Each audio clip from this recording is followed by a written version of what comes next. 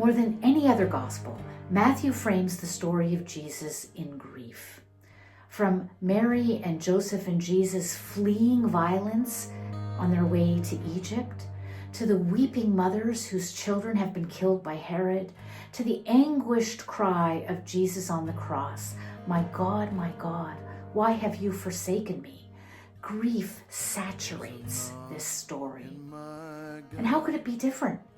Matthew was written for a people in an occupied land, which is why it is not surprising that today's occupation of that same land helps us understand the gospel.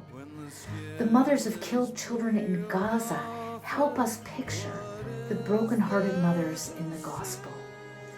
Hanadi, whose husband was shot by an Israeli settler in al-Kir, helps us understand the grief of the widows that populate the gospel. Daoud, who has had more than 1,000 olive trees cut down by settlers, helps us understand those mourning over land loss. Now, many of us are entering 2026 in a place of deep grief. From ICE raids in the US, to LGBTQ+ family members facing abuse, to friends who are victims of Islamophobia or anti-Semitism, to the ongoing genocide in Gaza and the West Bank, we live and breathe grief.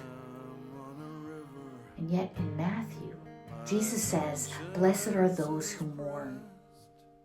On my recent trip to Palestine, I met the descendants of those to whom Jesus spoke these words.